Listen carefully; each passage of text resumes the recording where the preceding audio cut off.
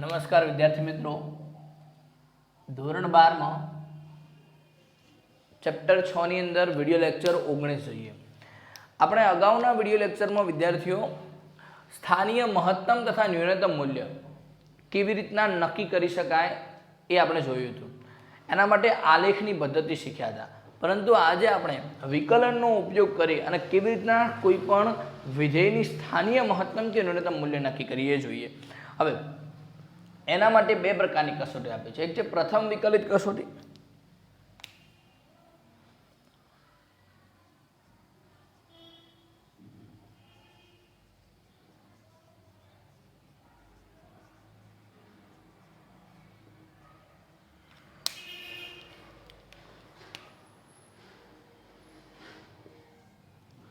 વિદ્યાર્થીઓ પ્રથમ વિકલિત કસોટી જે છે એની અંદર આપણું પહેલું કામ છે કે એ વિધેય માટે નિર્ણાયક બિંદુ નક્કી કરવા અથવા તો નિર્ણાયક સંખ્યા નક્કી કરવી।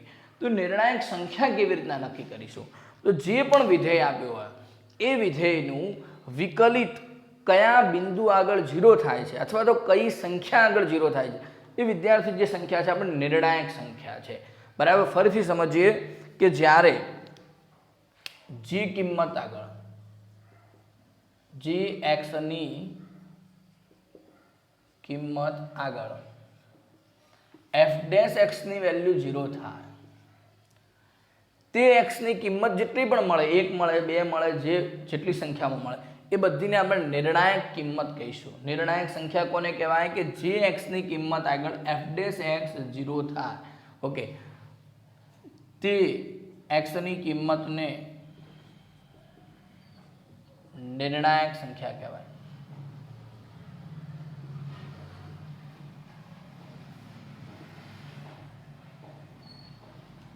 હવે બરાબર જોજો, નિર્ણાયક સંખ્યા જ્યારે f ડેશ x બરાબર 0 થાય એટલે કે x ની જે કિંમત માટે 0 થતું હોય, હવે એના સિવાય બીજી પણ સંખ્યા નિર્ણાયક હોઈ શકે। કઈ સંખ્યા હોઈ શકે?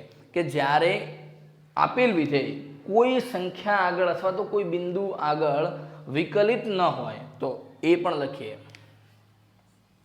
x ની જે કિંમત માટે f ઓફ x વિકલિત ન હોય તેવી કિંમતને પણ નિર્ણાયક સંખ્યા કહેવાય।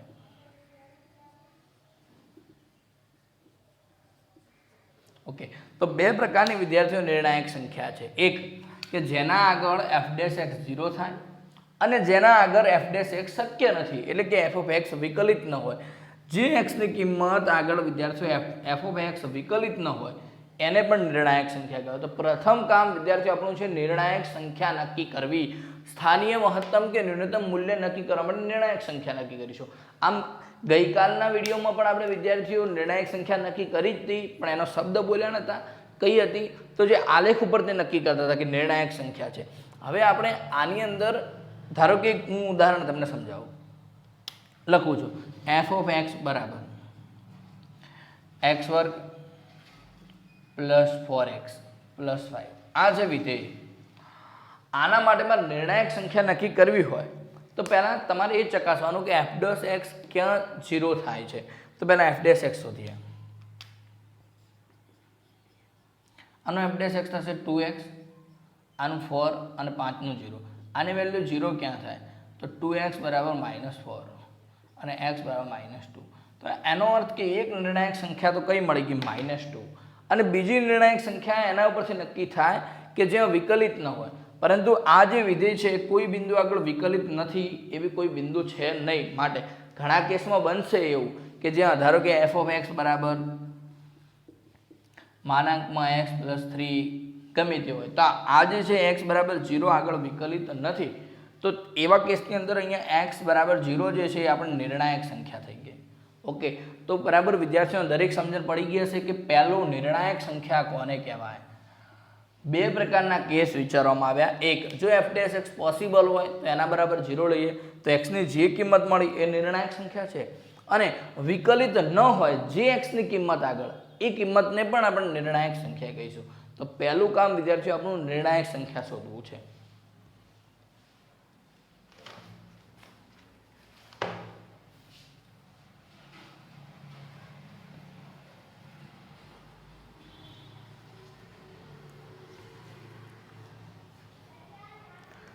હવે બરાબર સમજો વિદ્યાર્થીઓ, નિર્ણાયક સંખ્યા નક્કી થયા પછી એમાંથી કઈ સંખ્યા આગળ મહત્તમ અને કઈ સંખ્યા આગળ ન્યૂનતમ મૂલ્ય મળશે એ પણ નક્કી કરવું પડે. તો એના પછીનું કામ એ છે, જુઓ આલેખ દ્વારા સમજાવવાનો પ્રયત્ન કરું.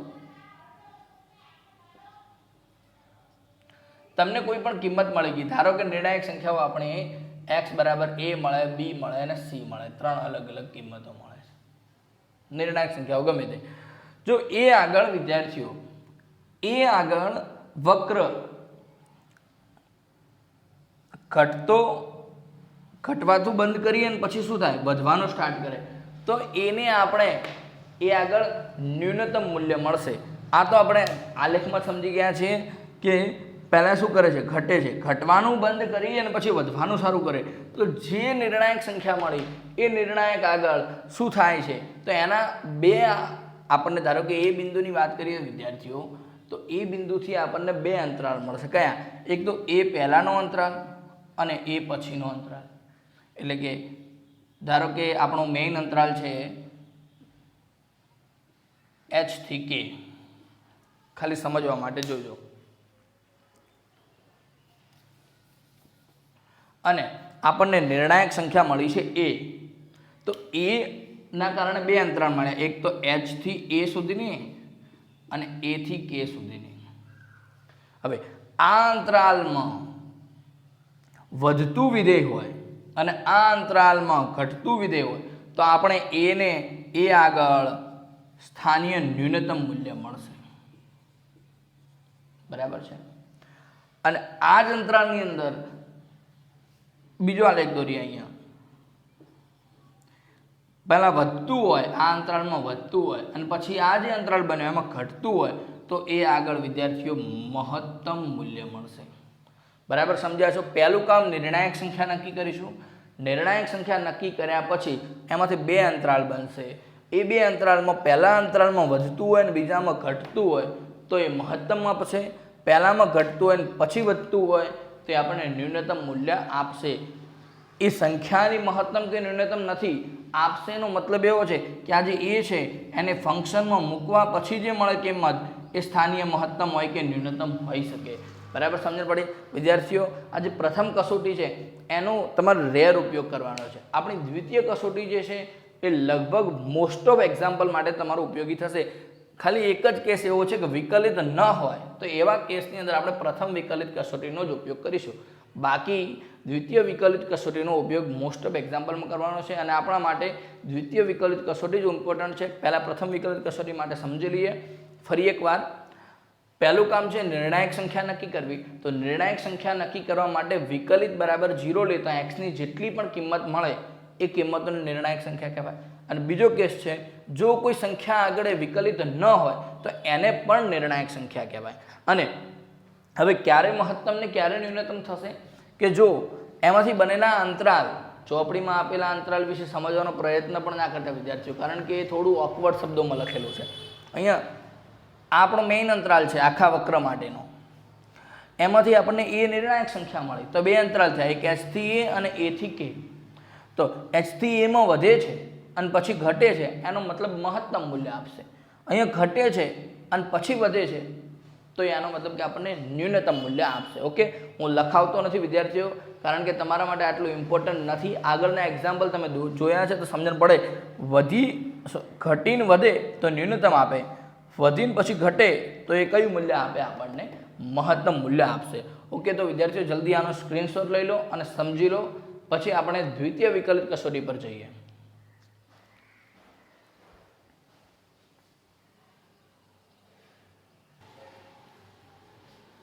આમ તો વિદ્યાર્થીઓ આપણે આના પછી દ્વિતીય વિકલિત કસોટી સમજવી હતી, પણ એ પહેલાં પ્રથમ વિકલિત કસોટીનો ઉપયોગ કેવી રીતે કરાય એના માટે એક ઉદાહરણ જોઈ લે એટલે તમને વધુ મજબૂત થઈ જાય, એ કસોટી યાદ રહી જાય. જો ઉદાહરણ 29ની અંદર એક વિધેય આપ્યું છે, એ કયા બિંદુ આગળ મહત્તમ અને કયા બિંદુ આગળ ન્યૂનતમ એ આપણે શોધવું છે. તો જુઓ પહેલું કામ છે નિર્ણાયક સંખ્યા નક્કી કરવી, એના માટે વિકલિત હોવું જોઈએ.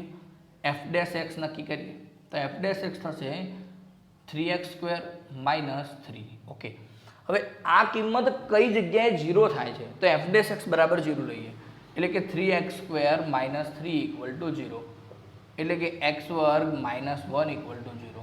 તો બે કિંમત મળશે, x બરાબર +or-1. તો નિર્ણાયક સંખ્યાઓ કઈ કઈ મળી? -1 એ મળી અને +1 એ મળી. બરાબર સમજો વિદ્યાર્થીઓ. હજી ત્રીજો પોઈન્ટ કીધો તો મેં, ત્રીજો મીન્સ કે સેકન્ડ પોઈન્ટ હતો કે આ વિધેય કોઈ સંખ્યા એવી છે કે જેના આગળ વિકલિત ન હોય. તો વિદ્યાર્થી બહુપદી વિધેય છે, બધી સંખ્યા આગળ વિકલિત છે, તો એના ઉપરથી આપણે કોઈ નિર્ણાયક સંખ્યા નક્કી થતી નથી. અહીંયા નિર્ણાયક સંખ્યા મળી ગઈ એક આ અને એક આ. હવે નક્કી કરવું છે કે એક આગળ મહત્તમ મળશે કે ન્યૂનતમ મળશે. તો એના માટે 1 થી 2 અંતરાલ મળશે. અહીંયા x બિલોંગ્સ ટુ કંઈ આપેલું નથી, x બિલોંગ્સ ટુ r છે એવું સમજો. તો આના બે અંતરાલ મળ્યા, એક 1 થી લઈને ઇન્ફિનિટિવ સુધી અને એક માઇનસ ઇન્ફિનિટિવથી +1. સોરી, આટલી તો તમને ખબર પડે કે એકના કારણે બે અંતરાલ પડશે, એક પછીની સંખ્યાઓ અને એક પહેલાની સંખ્યા. તો એક પછીની સંખ્યાઓ માટે એક ઇન્ફિનિટિવ, એક પહેલાની સંખ્યા માટે -ઇન્ફિનિટીથી 1. તો આ બંને અંતરાલમાં આપણે ચેક કરવું છે કે વધતું છે કે ઘટતું છે. તો હવે એના માટે તમને સમજણ પડ્યું છે કે આ અંતરાલ માટે એફ ડેશ એક્સની કિંમત ગ્રેટર દેન 0 મળે તો વધતું કહેવાય અને લેસ દેન 0 મળે તો ઘટતું કહેવાય. તો ચલો ચેક કરીએ. 1 થી નાની કોઈ પણ સંખ્યા મૂકો આમાં એફ ડેશ એક્સમાં. એફ ડેશ એક્સની અંદર 1 થી નાની કોઈ પણ સંખ્યા વિદ્યાર્થીઓ તમે ધારવા માટે મૂકવાનું છે. ધારો કે 1 થી નાની 0 છે, 0 મૂકીએ તો 0 -3 એટલે કે -3. એનો મતલબ કે વિદ્યાર્થીઓ આ અંતરાલમાં ઘટે છે. અને હવે આની અંદર ચેક કરો એફ ડેશ એક્સ. 1 થી ઇન્ફિનિટી 2 મૂકીએ, 2 નો વર્ગ 4, 4 તરી 12, 12 માંથી 9 ગ્રેટર દેન 0. તો જોયું તમે વિદ્યાર્થીઓ, આ અંતરાલમાં ઘટતું હતું પછી વધ્યું. તો મેં સમજાયું, પહેલાં ઘટે પછી વધે તો એ ન્યૂનતમ મૂલ્ય. એનો મતલબ કે એક આગળ ન્યૂનતમ મૂલ્ય મળશે. દરેકને કમ્પ્લીટ સમજણ પડી હશે. બે અંતરાલ બન્યા, બંને અંતરાલ આગળ ચેક કર્યું તો એક અંતરાલ પહેલા અંતરાલમાં ઘટે છે પછી વધે છે તો ન્યૂનતમ મૂલ્ય આપશે. હજી મારે બીજી નિર્ણાયક સંખ્યા છે એના માટે ચેક કરવું છે. એમાંથી પણ બે સંખ્યા બનશે, બે અંતરાલ બનશે. બોલો, આ અંતરાલ બનાવવાની તો દરેકને ખબર પડતી જ હશે. એક આ અંતરાલ -1 થી નાની સંખ્યાઓ, બીજો અંતરાલ -1 થી મોટી સંખ્યાઓ. આના માટે ચેક કરીએ એફ ડેશ એક્સ. -1 થી નાની સંખ્યા કોઈ પણ લઈ લો, ચલો -2 લઈએ. ધારો કે -2 મૂકો અહીંયા. -2 નો વર્ગ 4, 4 તરી 12 માંથી 3 જાય તો 9. અને આની અંદર વિદ્યાર્થીઓ -1 થી ઇન્ફિનિટી. તો એના માટે ચલો જોઈએ એફ ડેશ એક્સ મૂકીએ, અહીંયા ગ્રેટર દેન 0 મળે. -1 થી મોટી 0 જ મૂકીએ તો -3 મળશે, લેસ દેન 0. એનો અર્થ કે આ અંતરાલમાં વધતું વિધેય છે જ્યારે આ અંતરાલની અંદર ઘટતું વિધેય છે. તો પહેલાં વધે ને પછી ઘટે તો એનો મતલબ કે -1 આગળ મહત્તમ મૂલ્ય મળશે. -1 આગળ કેવું મળશે? મહત્તમ મૂલ્ય મળશે.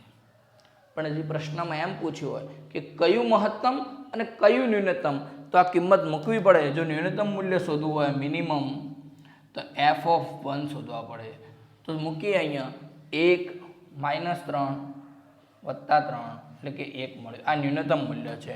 મેક્સિમમ મૂલ્ય શોધવું હોય સ્થાનીય મેક્સિમમ તો f(-1) શોધવા પડે.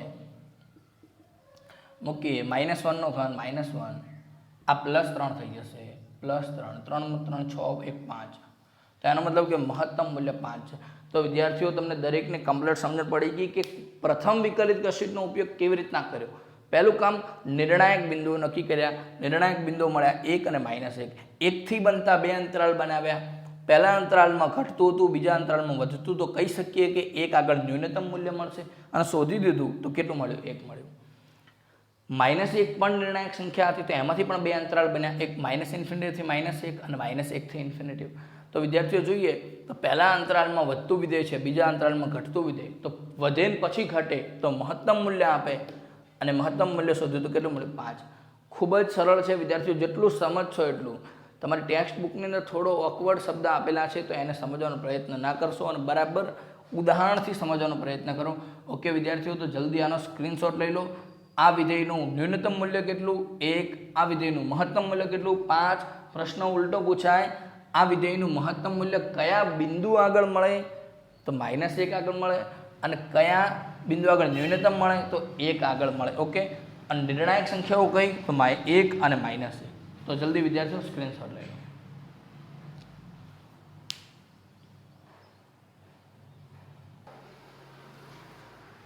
હજી એક વધુ ઉદાહરણ જોઈએ વિદ્યાર્થીઓ. ઉદાહરણ 30 ની અંદર ફંક્શન આપેલું છે 2x3 - 6x2 + 6x + 5. ઓકે, તો આના ઉપરથી આપણે નક્કી કરીશું પહેલાં તો નિર્ણાયક સંખ્યા. તો નિર્ણાયક સંખ્યા માટે f' શોધીએ. તો f' બરાબર 0 લઈશું, ડાયરેક્ટ અહીંયા જ લખી દઈએ. 3 દુ 6x² - 12x + 6 બરાબર 0. 6 કોમન લઈએ વિદ્યાર્થીઓ તો કેટલા મળશે? ઓકે, આ કોઈકનો વર્ગ છે. કોનો વર્ગ છે? x - 1 નો વર્ગ. એનો અર્થ કે x બરાબર 1 આગળ f' ની કિંમત 0 થાય. તો નિર્ણાયક સંખ્યા મળી ગઈ. કેટલી મળી? 1. હવે આપણે ચેક કરવું છે કે 1 આગળ મહત્તમ છે કે ન્યૂનતમ છે. તો જુઓ, 1 થી પહેલાની એટલે કે આ અંતરાલ બનશે અને 1 પછીનો અંતરાલ બનશે. આમાં વધે છે કે ઘટે છે એ પહેલાં ચેક કરીશું. તો આની અંદર કિંમત મૂકવી પડે વિદ્યાર્થીઓ. f' છે આપણું, આ રહ્યું f' છે. 6 કોમન લઈ લઈએ તો x - 1 નો વર્ગ. આ આપણો f' છે. ઓકે, હવે 1 થી નાની કિંમતો મૂકીશું, 1 થી મોટી કિંમત. આ શું છે? વર્ગ છે. તો બધાને ખબર પડે છે કે દરેક સંખ્યા માટે વર્ગની કિંમત હંમેશા ધન થાય. 6 ધન છે અને આ પણ ધન છે તો >0 થશે. આના માટે પણ અને આના માટે પણ f' ની કિંમત >0 થશે. તો વિદ્યાર્થીઓ તમે જુઓ, આ અંતરાલમાં પણ વધે છે, આ અંતરાલમાં પણ વધે છે. તો કોઈ એવી કન્ડિશન જ ના બને. કઈ કન્ડિશન ના બની? વધીને પછી ઘટવાની કે ઘટીને પછી વધવાની, એટલે કે ચેન્જ થયું જ નહીં વિદ્યાર્થીઓ.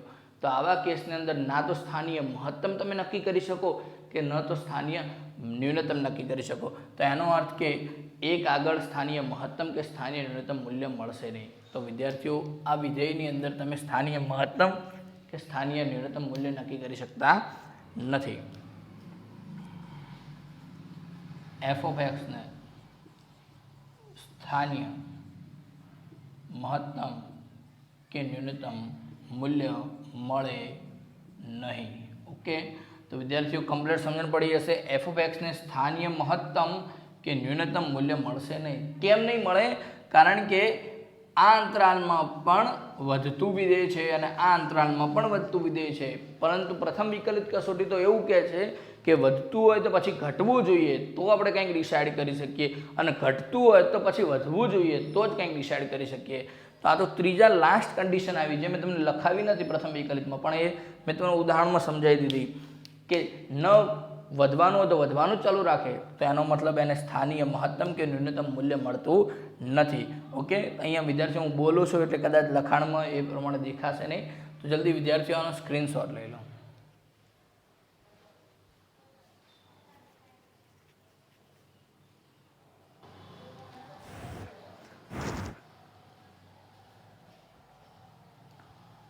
ઉદાહરણ 30 જોઈએ વિદ્યાર્થીઓ. એક વિધેય આપ્યું છે 3 + x.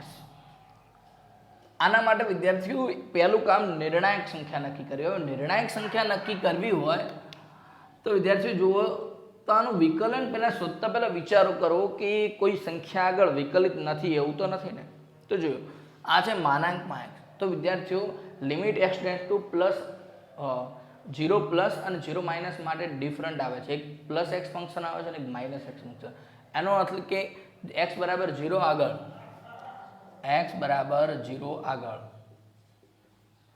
f(x) વિકલનીય નથી.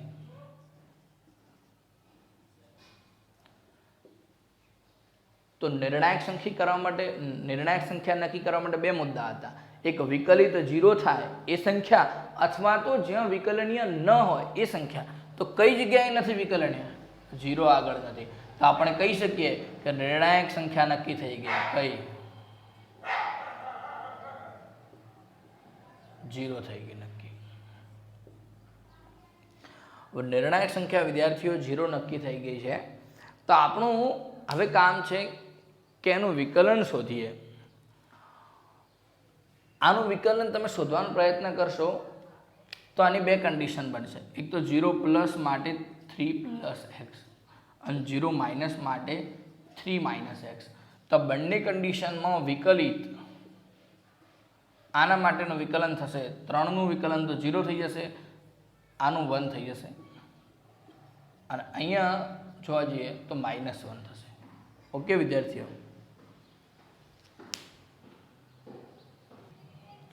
એટલે કે અહીંયા વિદ્યાર્થીઓ તમને 0 એટલે કયા અંતરાલની વાત થઈ? 0 એટલે 0 થી ઇન્ફિનિટી અંતરાલની વાત થઈ અને 0 એટલે -∞ થી 0 અંતરાલની વાત કરીએ. તો આ અંતરાલમાં એટલે કે પહેલો અંતરાલ આપણો આ છે, એ અંતરાલમાં -1 છે. તો વિદ્યાર્થીઓ f' એ <0 એટલે ઘટતું વિધેય હતું, આમાં ઘટતું હતું. અને જે આ બીજો અંતરાલ બન્યો છે એની અંદર જુઓ +0 વધતું. તો હવે વિદ્યાર્થી ખબર પડી ગઈ કે અહીંયા નિર્ણાયક સંખ્યાની નાના અંતરાલની અંદર ઘટતું અને મોટા અંતરાલમાં વધતું. તો એનો અર્થ કે વિદ્યાર્થીઓ ઘટીને વધે તો આપણને ન્યૂનતમ કિંમત આપશે. એટલે કે x બરાબર 0 આગળ ન્યૂનતમ કિંમત મળશે. અને અહીંયા મહત્તમ કિંમત કોઈ નક્કી કરી શકાશે નહીં. x આગળ જ 0 આગળ એ ન્યૂનતમ કિંમત મળશે. ન્યૂનતમ કિંમત શોધવી હોય તો f(0) મૂકીને શોધી શકીએ. અહીંયા મૂકીએ 3 + 0 એટલે 0 જ થાય, એટલે કે 3 જવાબ છે. ઓકે વિદ્યાર્થીઓ, તો કઈ કિંમત આગળ ન્યૂનતમ? તો 0 આગળ. અને કઈ કિંમત એ ન્યૂનતમ છે? તો 3 એ ન્યૂનતમ છે. ઓકે વિદ્યાર્થીઓ, તો જેવો પ્રશ્ન પૂછ્યો છે એવો જવાબ આપજો. દરેકને આમાં કમ્પ્લીટ સમજણ પડી જશે. નિર્ણાયક સંખ્યા 0 છે. કેમ? કારણ કે 0 આગળ વિકલનીય નથી. તો બે અંતરાલ બનાવે તો 0 એટલે કે 0 થી ઇન્ફિનિટી, 0 એટલે -∞ થી 0. તો આમાં ચેક કર્યું તો વધતું છે, આમાં ચેક કર્યું તો ઘટતું છે. તો પહેલાં ઘટે ને પછી વધે તો આપણે કહી શકીએ કે એ બિંદુ આગળ ન્યૂનતમ કિંમત મળશે. અને ન્યૂનતમ કિંમત કેટલી થશે? 3 થશે. આ પણ ખૂબ જ સરસ પ્રશ્ન છે વિદ્યાર્થીઓ MCQ માટે. તો વિદ્યાર્થીઓ જલ્દી આનો સ્ક્રીનશોટ લઈ લો.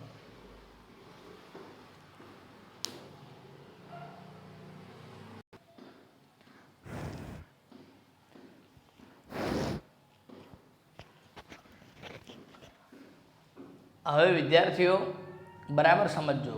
દ્વિતીય વિકલિત કસોટીના એક પોઈન્ટને તમારે સમજવાના છે ને લખવાના છે. કારણ કે આપણા માટે મહત્તમ અને ન્યૂનતમ કિંમત નક્કી કરવા માટે સૌથી મહત્વનો મુદ્દો આ જ છે. બરાબર જોઈએ. દ્વિતીય વિકલિત કસોટી શું કહે છે? પ્રથમ કામ તો આપણું નિર્ણાયક સંખ્યા નક્કી કરવી છે, જે પ્રથમ વિકલિત કસોટીમાં હતું એમના એમ જ. ઓકે, તો પહેલાં લખીએ. પહેલું કામ આપણે f' શોધીશું.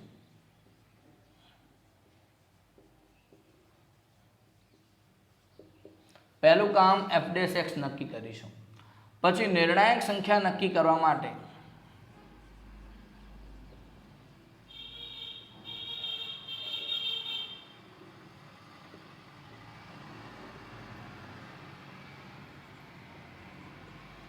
f' બરાબર 0 લઈશું. હવે f' બરાબર 0 લઈએ તો x ની જે કિંમત મળે, x ની જે કિંમત મળે તેને નિર્ણાયક સંખ્યા કહીશું.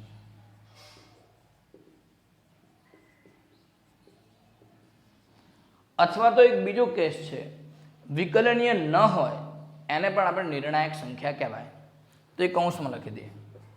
x ની જે કિંમત આગળ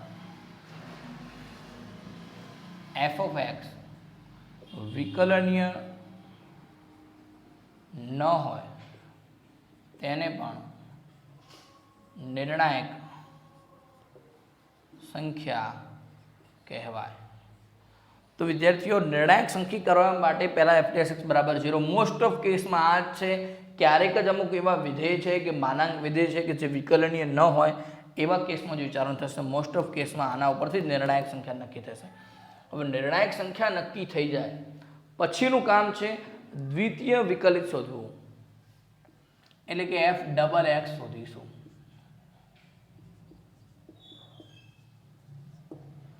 પછીનું કામ શું છે? દ્વિતીય વિકલિત શોધવું. એટલા માટે તો કસોટીનું નામ છે દ્વિતીય વિકલિત કસોટી. ઓકે, અને એવા એક્ઝામ્પલમાં વાપરીશું કે જે એક્ઝામ્પલની અંદર દ્વિતીય વિકલિત કસોટી શોધવું પોસિબલ હોય. ઓકે, અને લગભગ જે એક્ઝામ્પલ આપેલા હશે એમાં પોસિબલ જ હશે દ્વિતીય વિકલન શોધવું. હવે f' શોધ્યા પછી જે નિર્ણાયક સંખ્યાઓ મળી છે, અહીંયા બીજા મુદ્દામાંથી આપણે નિર્ણાયક સંખ્યાઓ મળીએ છીએ. એ ધારો કે હું નિર્ણાયક સંખ્યાના નામ a, b અને c આપી દઉં છું. અહીંયા a અને b બે નામ આપ્યા, ધારો કે a અને b. યાદ રાખી લો, સમજવા માટે છે a અને b નામ. એ બંનેને આની અંદર કિંમત મૂકવાની x ની જગ્યાએ. એટલે કે એનો નેક્સ્ટ મુદ્દો છે f' શોધો અને f'' શોધવું. અહીંયાથી જે કિંમતો મળી a અને b મળ્યા, તો a આગળ કિંમત મૂકો અને x ની જગ્યાએ a મૂકો અને x ની જગ્યાએ b મૂકો આમાં.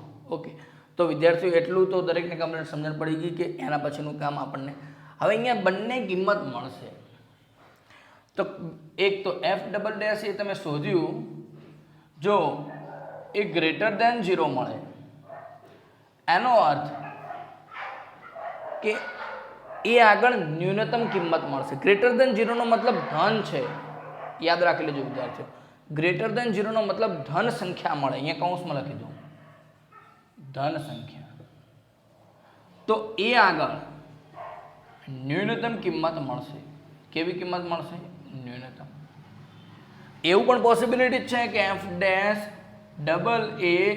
લેસ દેન 0 પણ મળે, એટલે કે ઋણ મળે.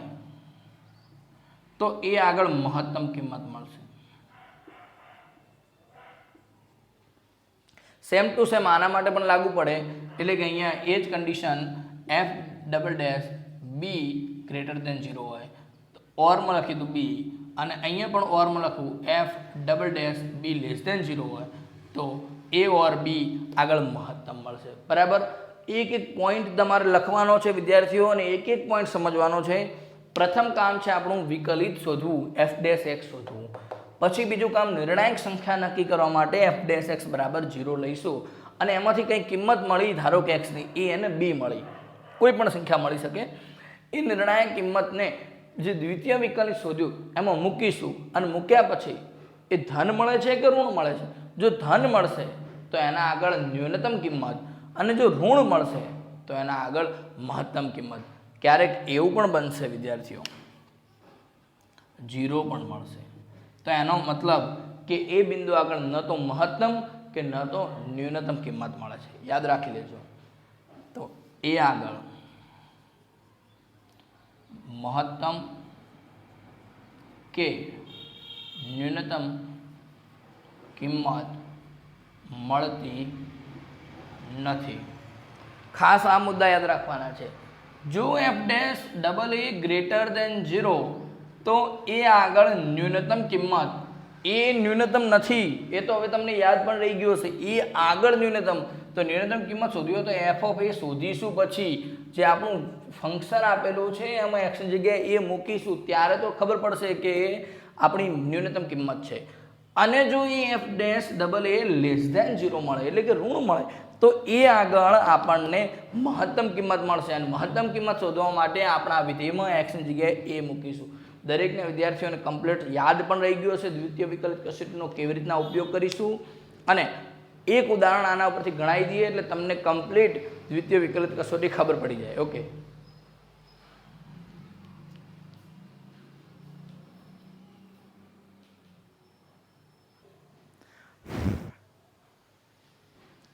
ઉદાહરણ 32 દ્વિતીય વિકલિત કસોટીનો ઉપયોગ કરીશું. બરાબર સમજવાનું છે વિદ્યાર્થીઓ. પહેલું કામ યાદ હશે દરેકને, f'' શોધવું. ચલો શોધીએ. f''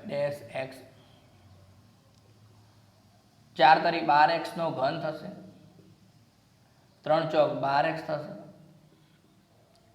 નો વર્ગ થશે, અને અહીંયા 12 દુ 24x થશે. ચલો પહેલું કામ ખબર પડી ગઈ. હવે નિર્ણાયક સંખ્યા નક્કી કરવા માટે હું લખું છું, નિર્ણાયક સંખ્યા નક્કી કરવા માટે, નિર્ણાયક સંખ્યા નક્કી કરવા માટે f'' બરાબર 0 લેવાના છે.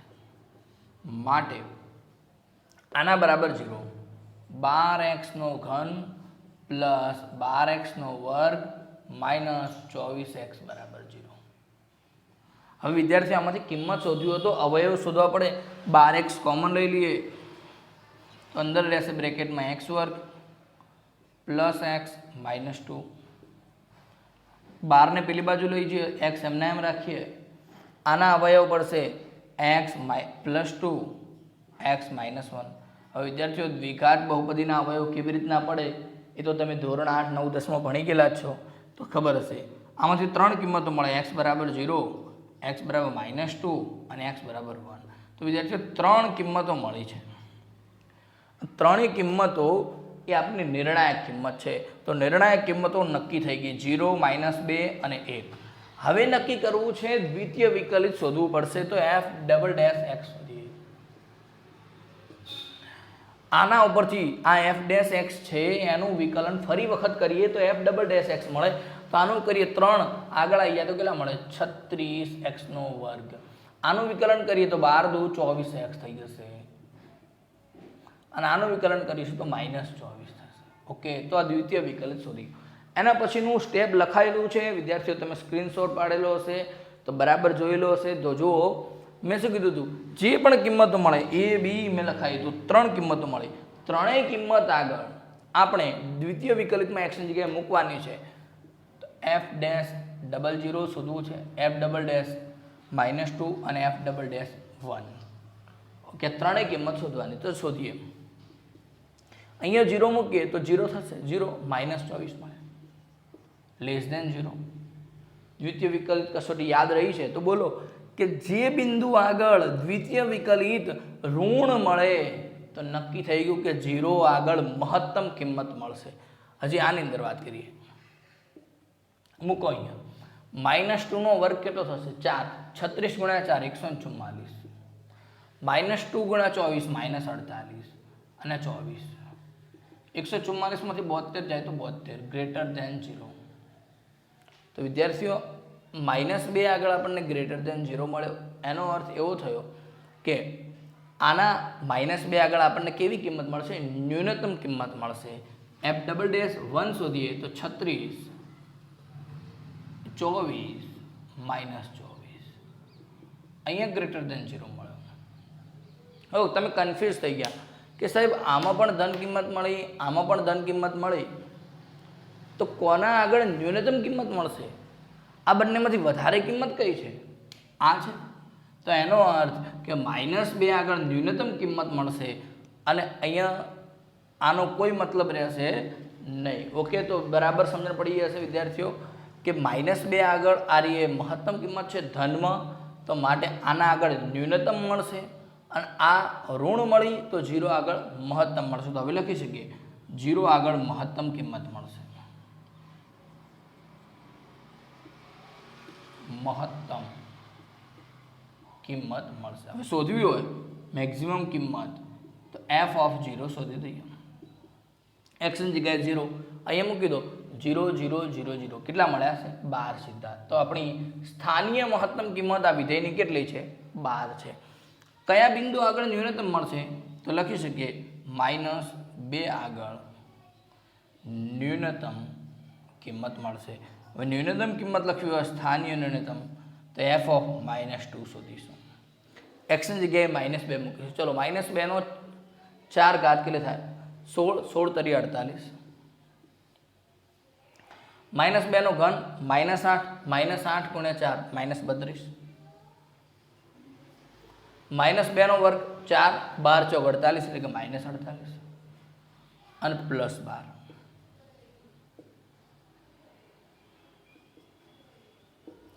-48 ગયા -32 + 12 એટલે -20. તો વિદ્યાર્થીઓ બરાબર થોડું કન્ફ્યુઝન એક જ અહીંયા તમારે ભૂલ થઈ શકે. જેના આગળ મહત્તમ મળી છે ને એના આગળ ન્યૂનતમ મળે. એટલે કે એવું ના સમજી બેઠા કે આ 72 જવાબ આવ્યો એટલે કે આના આગળ મેક્સિમમ મળશે. નહીં, જેના આગળ 72 જવાબ આવ્યો છે ને એ બિંદુ આગળ આપણને ન્યૂનતમ કિંમત મળશે. અને કેટલી મળી છે? -20 મળી છે. ઓકે, અને જેના આગળ ન્યૂનતમ એટલે કે ઋણ મળે છે તો એ બિંદુ આગળ વિદ્યાર્થીઓ આપણને મેક્સિમમ કિંમત મળશે. અને કેટલી મળી છે? 12. ખૂબ જ સરળ પ્રશ્ન છે, પરંતુ 1 થી 2 વાર વિદ્યાર્થીઓ તમારે જાતે ગણવો પડશે, નહીં તો ટોપિક ભૂલી જશો. કારણ કે 2 થી 3 સ્ટેપમાં દાખલો ગણાય છે. એક પહેલું કામ છે પ્રથમ વિકલિત શોધીશું, બીજું કામ નિર્ણાયક સંખ્યા નક્કી કરવા માટે વિકલિત બરાબર 0 રહીશું, 3 નિર્ણાયક સંખ્યાઓ મળે. દ્વિતીય વિકલિતની અંદર મૂકીશું, જેમાં મહત્તમ કિંમત મળશે દ્વિતીય વિકલિત એની આગળ ન્યૂનતમ મળશે, અને જેમાં ન્યૂનતમ મળશે એની આગળ મહત્તમ મળશે, એટલે કે ઋણ મળશે એમાં મહત્તમ મળશે. ઓકે વિદ્યાર્થીઓ, તો આપણી મહત્તમ કિંમત અને ન્યૂનતમ કિંમત આ છે. તો જલ્દી સ્ક્રીનશોટ લઈ લો, અને આશા કરું છું કમ્પ્લીટ સમજણ પડી હશે.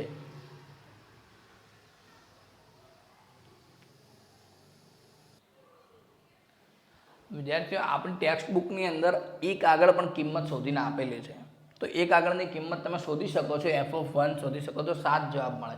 પરંતુ એને ન્યૂનતમ કિંમત કહી શકાય, પણ એનાથી ન્યૂનતમ કિંમત આપણને કેટલી મળે છે? -20.